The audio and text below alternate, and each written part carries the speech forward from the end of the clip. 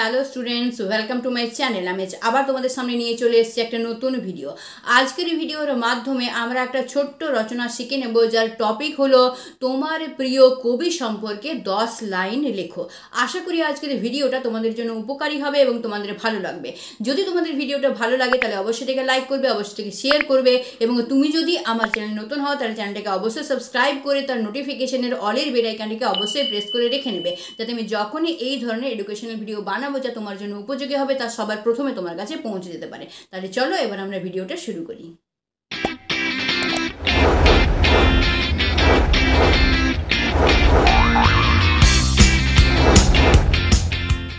রচনা: তোমার প্রিয় কবি সম্পর্কে 10 লাইন লেখো। সুকান্ত ভট্টাচার্য। তাহলে আমরা 1 নম্বরে কি লিখতে পারি সেটা দেখি। সুকান্ত ভট্টাচার্যের জন্ম হয় 15ই আগস্ট 1926 সালে কলকাতার কালীঘাটের মহিম হালদার স্ট্রিটে। তার পৈতৃক নিবাস ছিল ফরিদপুর জেলার কোটালী পাড়ায়। তাহলে 1 নম্বরটা আমরা আরেকবার রিপিট করে নিচ্ছি। সুকান্ত ভট্টাচার্যের জন্ম হয় 15ই আগস্ট 1926 সালে কলকাতার কালীঘাটের মহিম হালদার স্ট্রিটে। তার পৈতৃক নিবাস ছিল ফরিদপুর জেলার কোটালী পাড়ায়। এবার আমরা চলে আসছি 2 নম্বর পয়েন্টে। তার পিতার নাম নিবারণচন্দ্র ভট্টাচার্য ও মাতার নাম সুনীতি দেবী। তার বাবা কলকাতায় পুস্তক ব্যবসা করতেন। তাহলে 2 নম্বর পয়েন্টটা আমরা আরেকবার দেখে নিই। তার পিতার নাম নিবারণচন্দ্র ভট্টাচার্য ও মাতার নাম সুনীতি দেবী। তার বাবা কলকাতায় পুস্তক ব্যবসা করতেন। এবার আমরা চলে আসছি 3 নম্বর পয়েন্টে। সুকান্তের বাল্যশিক্ষা শুরু হয় কলকাতার কমলা বিদ্যা মন্দিরে। এরপর তিনি বেলেঘাটা দেশবন্ধু হাই স্কুলে ভর্তি হন। তাহলে 3 নম্বর পয়েন্টে আমরা কি লিখলাম? সুকান্তের বাল্যশিক্ষা শুরু হয় কলকাতার কমলা বিদ্যা মন্দিরে। এরপর তিনি বেলেঘাটা দেশবন্ধু হাই স্কুলে ভর্তি হন। এবার আমরা চলে আসি 4 নম্বর পয়েন্টে।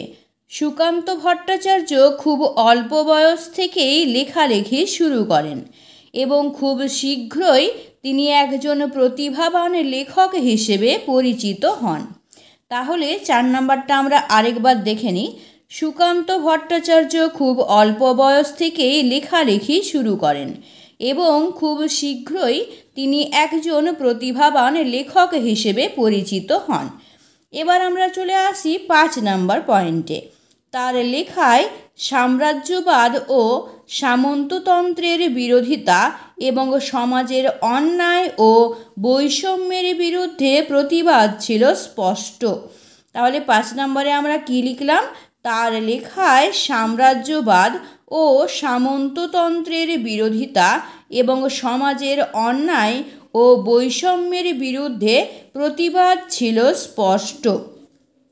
এবার আমরা দেখে নিই 6 নম্বর পয়েন্টটা।